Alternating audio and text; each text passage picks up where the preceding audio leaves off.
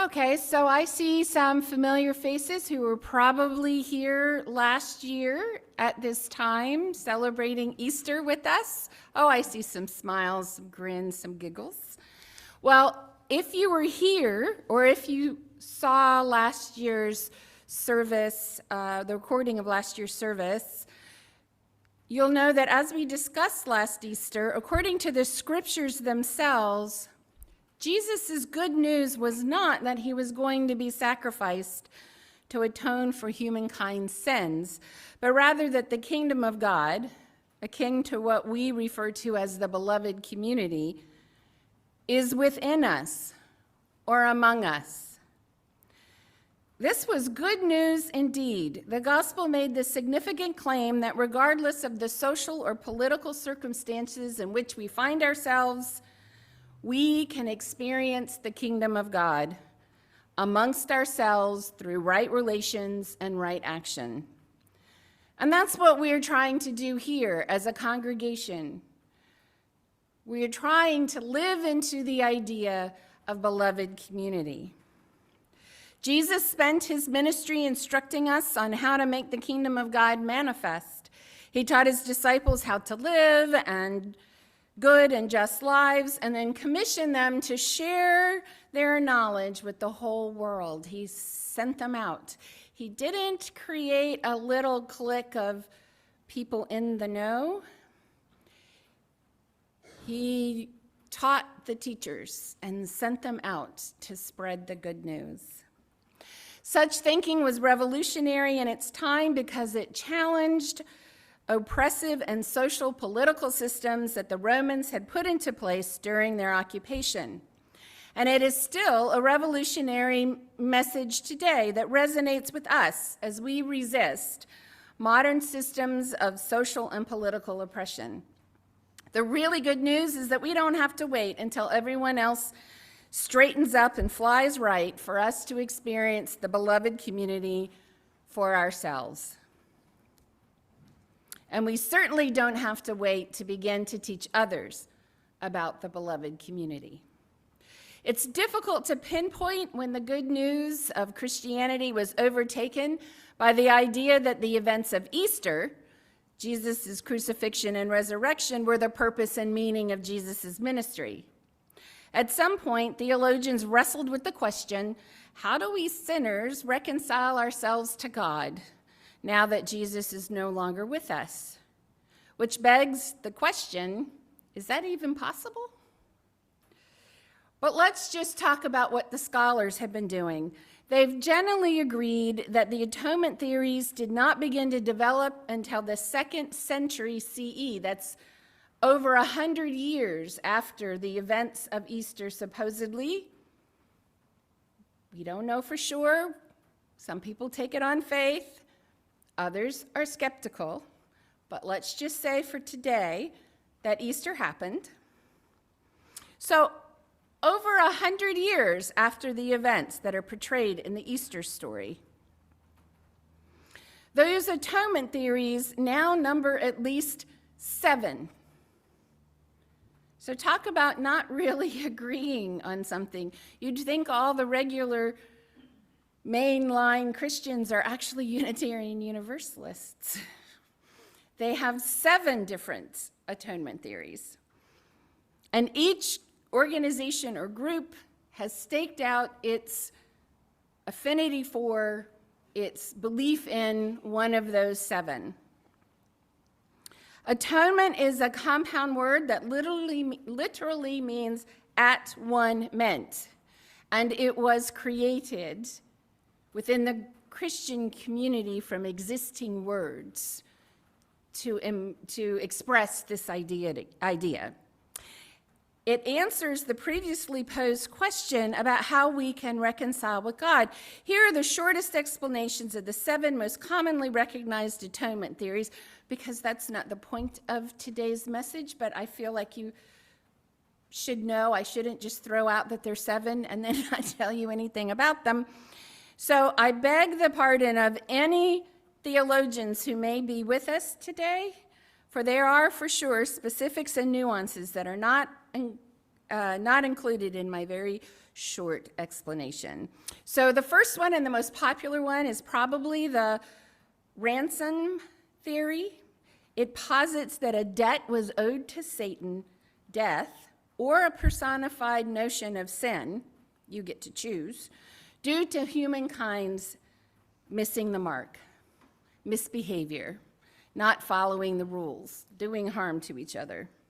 This is probably the most popular atonement theory, so popular that C.S. Lewis portrayed a version of it in his fictional work, The Lion, the Witch, and the Wardrobe. You may remember that the Queen of Narnia, representing the devil, demands Edmund's life for deceiving his sibling. Aslan, the lion, and also thought to represent Jesus, knowing the deep magic, offers himself as a ransom payment for Edmund and thereby rescues him from his failure. Origen, who lived from 185 to 253 CE, held this view. So this is one of the earlier views of how to make sense of the Easter story. The recapitulation theory sums up or restates humanity's life and relationship to God through Jesus' life and death on the cross. This theory posits that God is retelling humanity's story from God's point of view, and that Jesus' obedience reverses the damage that Adam and Eve did through their disobedient consumption of the fruit from the tree of knowledge. Irenaeus, who lived from 124 to 202 CE, postulated this view. The satisfaction theory critiqued the ransom theory. It came almost 1,000 years later.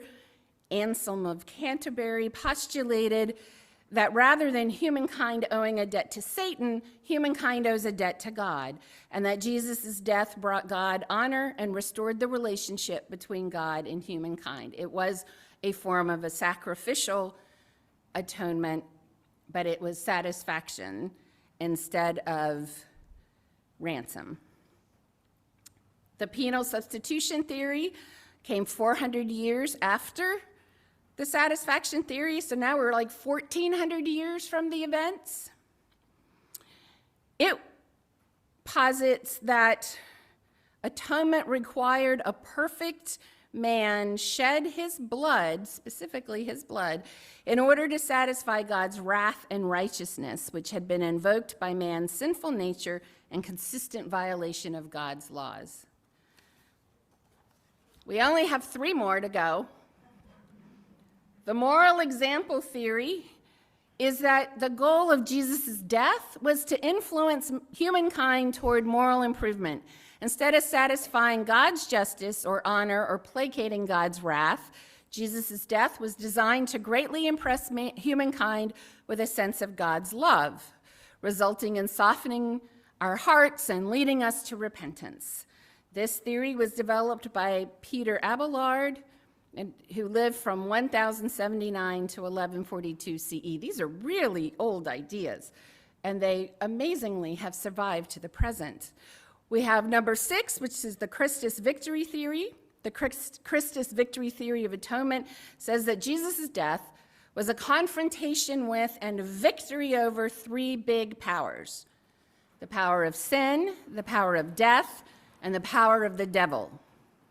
This theory was developed by Gustav Auland, who lived from 1879 to 1977 CE, and the last one is a little confusingly named the Christian Universalist theory. But I have to tell you that the Christian Universalist theory should be distinguished completely from Unitarian Universalism.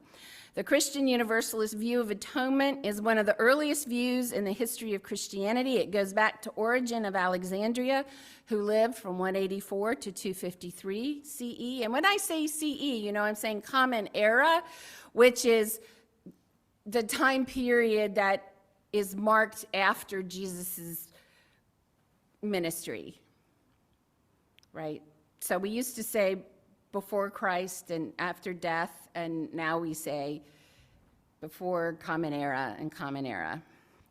So anyway, this is an old view, and the central component of it is that Jesus' death on a Roman cross was effective to rescue and atone for all of humanity, ergo the universalist nature of it, no exemptions from the power of sin, and to reconcile people to God.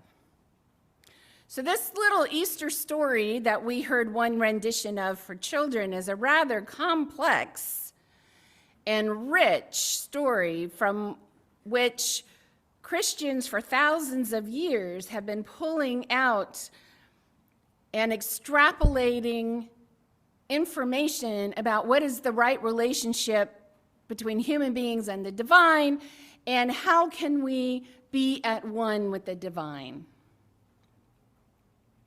Now that we understand a little bit about atonement theories that underpin the Christian emphasis on the Easter story, I want to focus on the Easter event that's been used to move it from the mundane to the miraculous. Today, many Christians point to Jesus' apparent return from the dead as a miracle that proves the divinity of Jesus. For only God himself incarnate as a human being, or God's only child, could, as I heard it alternatively put in the Presbyterian seminary, overcome or conquer death. Right? So the Easter story proves Jesus' divinity, according to some, because only God or God's progeny could overcome or conquer death. Now, I have to tell you, while I have a great deal of respect for Presbyterians and their scholarship, because they are some of the most thoughtful mainline Christian groups, they really do try to approach the scripture with an open mind, and they are generally open to alternative interpretations. Sometimes I wonder if they're listening to themselves. Because first, I'm not sure what it means to have conquered death. Perhaps Jesus conquered death for himself or overcame death for himself. But as far as I can tell, and recent events in my personal life indicate, death is still very much with us and results in a very real separation from our loved ones. So I'm not really sure what all the joy is about from that perspective. Also, it seems to me that nowadays being raised from the dead is a pretty prevalent and rather mundane event. According to an article titled CPR Success Rate, How Effective is CPR? Last updated on March 26th this year, so just last month, about 35,000 people are successfully resuscitated outside of a hospital, and about 75,000 people are successfully resuscitated in hospitals annually in the United States. So over 100,000 people every year conquer or overcome death. The inquisitive Unitarian part of me, part of my Unitarian Universalist identity, begs me to take a closer look at this modern assertion that only a miracle could account for Jesus' revivification. Revivification. Wow. I should have practiced that. Resuscitation is a medical term. So we're going to talk about resuscitation, resurrection, and reincarnation. So resuscitation is a medical term that describes the act of bringing something that was previously living, but which has fallen unconscious or apparently dead, back to life. I say something because the term resuscitation has been applied literally to living beings, humans, animals, and plants that have died and come back to life, as well as metaphorically to such things as concepts, ideas, and plans that have been abandoned or cast aside and then later revisited or revived. Resuscitation occurs when the heart that has stopped begins beating and the lungs, which were still, once again expand and contract, breathing in life-giving oxygen. You might be surprised to know that there are 10 examples in the Bible of what may be considered a form of resuscitation. And there are writings from Egypt that talk about a process of bringing an apparently dead person back to life through physical manipulation. One of the most detailed of which is recounted in the Hebrew scriptures at 2 Kings chapter 4. So we're in the Bible and we're in the old stuff. One day, Elisha, who is one of God's prophets, you probably are more familiar with the name of his mentor, which was Elijah. Elisha was Elijah's servant and took over when Elijah stopped being a prophet. So he learned that a Shunammite woman, that is a woman from the town of Shunem, had a child, a boy, who was lying dead on her couch. She entreated Elisha to help her. He entered the house, shut the door, prayed to God, and lay on the boy, mouth to mouth, eyes to eyes, hands to hands. As Elisha stretched out on the boy's body grew warm. The story goes on to say that Elisha turned away and walked back and forth in the room and then got on the bed and stretched out on the boy once more. The boy sneezed 7 times and opened his eyes. So that doesn't exactly match what we understand as CPR, getting on top of the body, pressing the chest, doing mouth to mouth. And I think now mouth to mouth isn't even necessarily a part of that process. But the idea of resuscitation is an ancient one and recorded 10 times in some of our ancient writings of just the Bible, not to mention other societies, Chinese medicine, Egyptian medicine, all have instances and directions for resuscitation. Because we're talking about Easter, I'm kind of sticking to the Bible. But I think all of you know how to use the Google machine. So if you're interested in finding out more, I suggest you go there because that's where I found it. Now, resurrection is very similar but somewhat different than resuscitation. Resurrection is not a medical term, it's a religious term, and it describes the act of bringing back to life that which appears dead, very much like resuscitation. In modern language, like resuscitation, we may apply resurrection metaphorically to describe the act of bringing something back into view or attention or use after having looked the other way or abandoned it. On a mystical level, in resurrection, a person's soul comes back to life in the same body. I've read where some Christians struggling to make a difference between resuscitation and resurrection, and I think also implication for reincarnation, suggests that resuscitation only brings a person back to this life and this body, whereas resurrection changes a person and gives them a new body and a new life. So we are once again faced with the different views about life, one medical, pretty specific, and one religious, a little broader.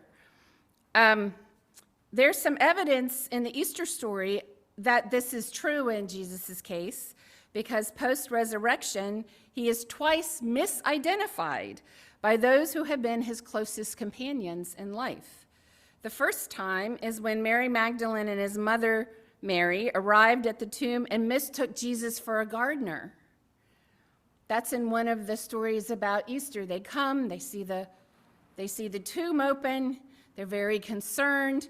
A man speaks to them, it's kind of, they say, over there, and they don't recognize it. Mary actually says, do you know where they took Jesus' body? It takes her a few beats and some back and forth before she's like, oh my gosh, you're Jesus. So there must have been something a little different about how he was appearing to them. And the second time is even more amazing. It's when Jesus walked along the road to the village called Emmaus with two apostles without their recognizing him. They walked with him almost 7 miles and spoke to him as they walked, and they were speaking about the events of Easter. It wasn't until they stopped and broke bread together that they recognized that their companion was Jesus himself. So, at least with regard to Jesus' resurrection, it does seem that there's something different about him. And yet, he is eventually recognized when the women and the traveling apostles turn to focus on him. Now, reincarnation, unlike resurrection, and unlike resuscitation, is the rebirth of a soul into a new and different body. Metaphorically, reincarnation can be applied to a new version of something from the past. All sorts of things can be reincarnated. Souls, ideas, computer programs, and even congregations. When anything that exists comes back into awareness, into use, into popularity, but comes back differently, somehow significantly changed. Buddhist and Hindu-based religions embrace the notion that when we die, we return to Earth in another form, and not always a human form, could be an animal form. I think in some belief systems could be a plant form, but always a different form. And kind of a, if not relentless, regular cycle of birth and death and rebirth and death. What used to be dismissed by Western society as mere myth, wishful thinking, or religious imagination has been systematically studied now using social scientific methods for over 50 years. The University of Virginia Division of Perceptual Studies has compiled 2,500 cases of people, usually young children between the ages of 2 and 6, who have memories of a previous life they claim to have lived. So the UVA psychiatry department, psychiatry professionals are involved in this division, are not just taking the stories down. They're actually trying to find any indication of what the child is saying actually happened. And they have spoken in various symposia over the years, and they tell different stories to illustrate what they're seeing, what they're learning. And one of the common stories is of a little boy named James Linegar, who was the son of Christian parents in Louisiana. I'm interested, does anyone else know about this besides me? One person? Yeah, I don't think it's very common. You can go on YouTube and just put UVA past lives, and you'll get a whole bunch of their material if you're interested in finding out more about it. But it's just kind of startling. They started in the 1950s, and this young boy, James, started at age 2 having horrific nightmares of a plane crash multiple times a week, where he'd be kicking up his legs in the air and screaming, "Airplane crash on fire, little man can't get out," and just screaming. James also told his parents that he was a pilot, shot down by the Japanese at Iwo Jima, and the name of the boat he flew off of was Natoma. He said he knew someone named Jack Larson with an O for the Larsons in our congregation. This was all when he was 2 years old. The psychiatry professor who was speaking said, well, it turned out that there was the U.S. Natoma Bay that was in fact stationed in the Pacific during World War II. It was involved in the Battle of Iwo Jima and lost one pilot during that operation. That pilot's name was James Houston Jr. By the time little James's parents found that name, their son had been signing James III to his childhood artwork for some time. Little James eventually met James Houston Jr.'s sister, and they established a relationship. Through shared memories, the sister was completely convinced that the little boy was her brother returned. Now, I will repeat for you that this division of the University of Virginia, which is generally considered to be a credible research institution, has amassed 2,500 similar incidents.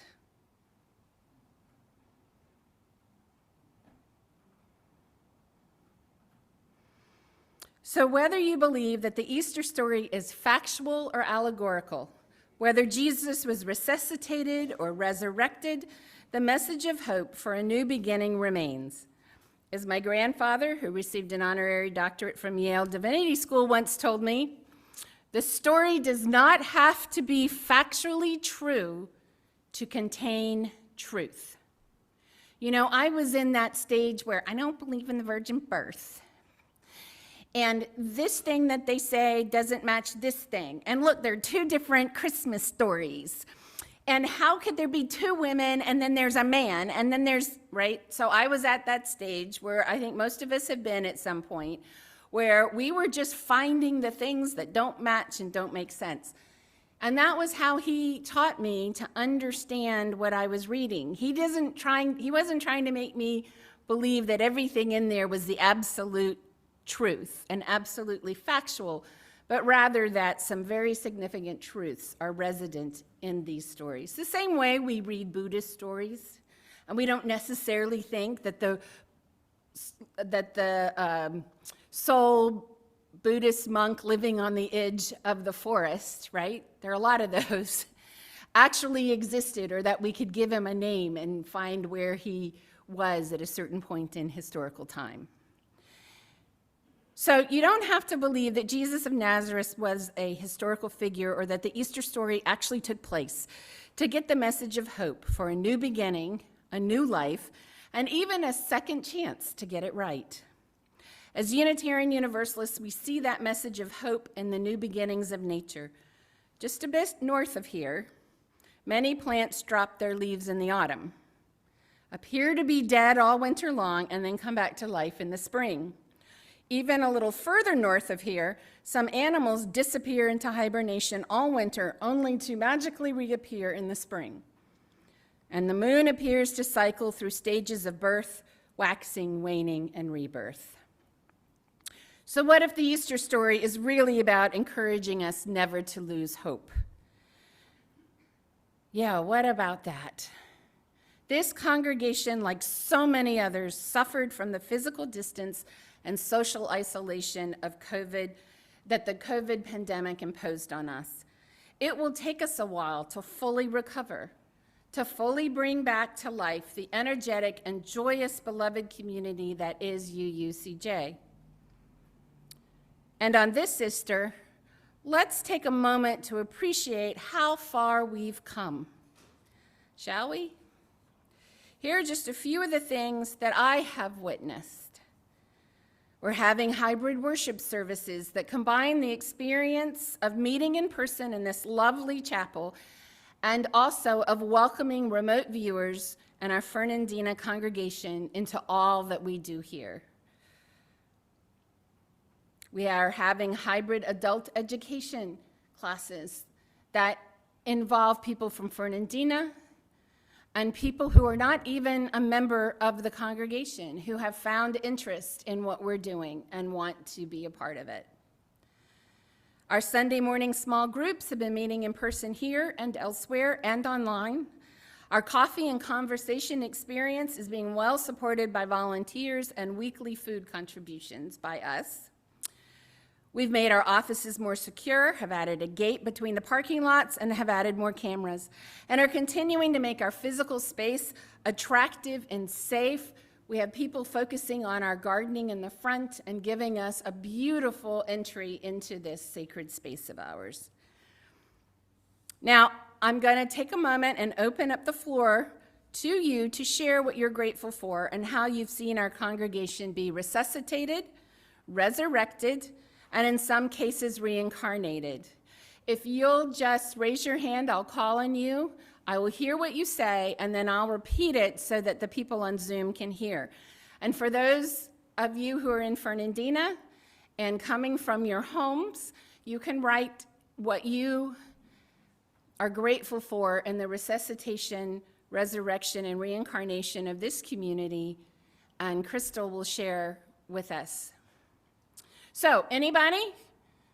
When I was talking about things that we are doing to brighten up, to be together again, to bring back what we were able to enjoy before COVID? Anybody? Oh, thank you. Yes. So Nan is celebrating the fact that, boy, we had a lot of people working on that. I couldn't name them all. There are probably 6 or 7 members of the congregation have worked in the space that is now, once again, our nursery. And as we saw, we have young children with us, which is wonderful, such a blessing. Such a blessing. Anyone else? How about our music? How about the fact that we have the choir coming together to celebrate Earth Day and what? Next week.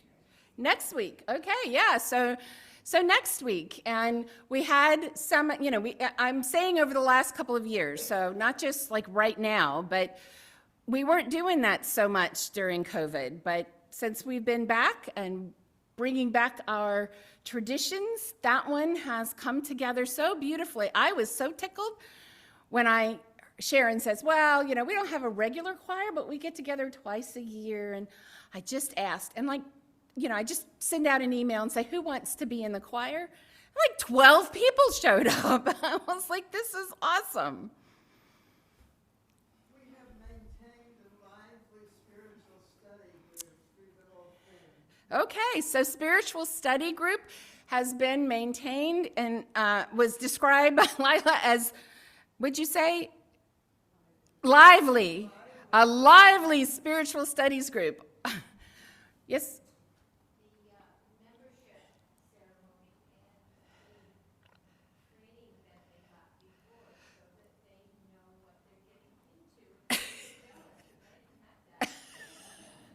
Marvelous. So we have had 2 different experiences, slightly different, of engaging with people who want to become members, and we've had 2 membership ceremonies. I think we count 12 new members in the last couple of years. So marvelous, wonderful. There's going to be a live auction in May. Oh, yeah. So the service auction is going to have a live auction component again. It has been very successful being done virtually and remotely, but some people, I think, were missing the fun of getting together, and so I think it's hybrid this time, right? So there will be an in-person, and I invite all of you and encourage you to participate, as well as a virtual component. Lola?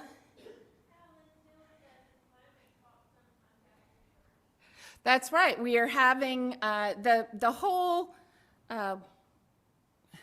green sanctuary, climate talks, concern about our environment, also concern about the physical, garden and all of that, and the effect of water and the enjoyment of the nature walk. All of that is coming together, and people are participating. And I know we have some classes coming up. We've had a good eating. What was it? Healthy eating. We had a healthy living class. Healthy living. Taught people how to make vegan sushi.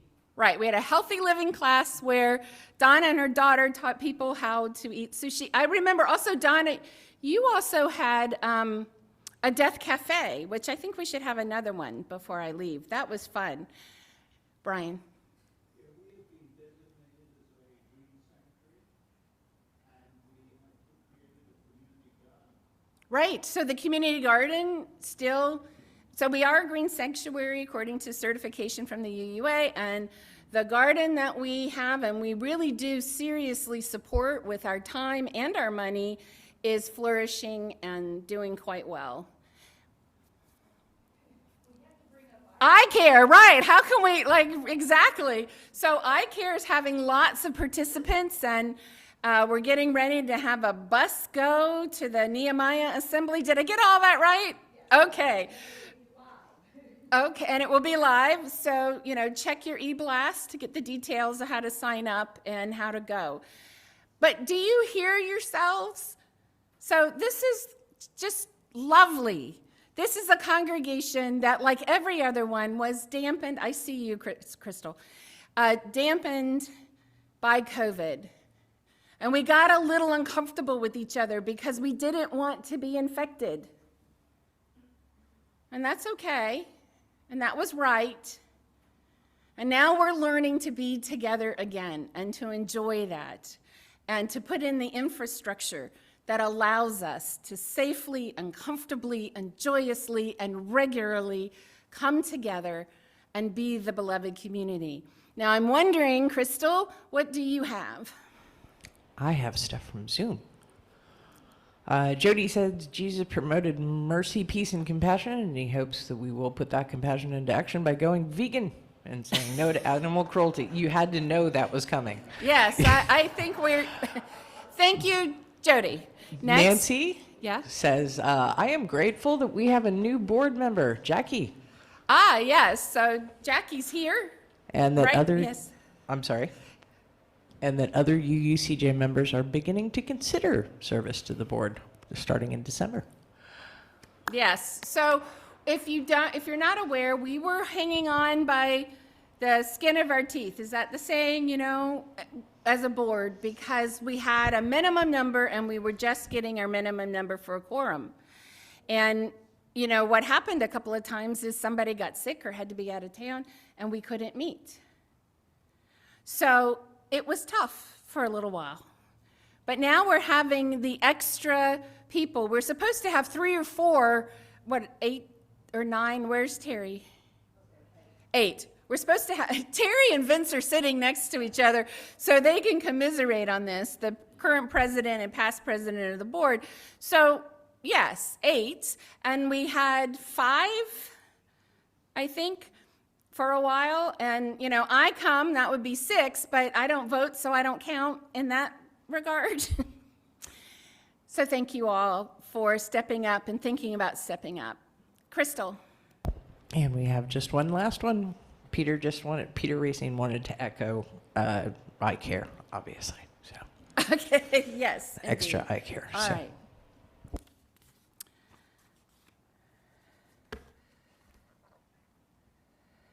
All right, so what I'd like for you to leave with today is a feeling that this beloved community is alive and well. It's resuscitating, it's resurrecting itself, and in some ways, it's reincarnating, because I would say, to really push a metaphor to its extreme, that adding elevator and an extra wing is kind of a reincarnation experience, right? We're getting a slightly different body than we had before. All of it is good. All of it is good.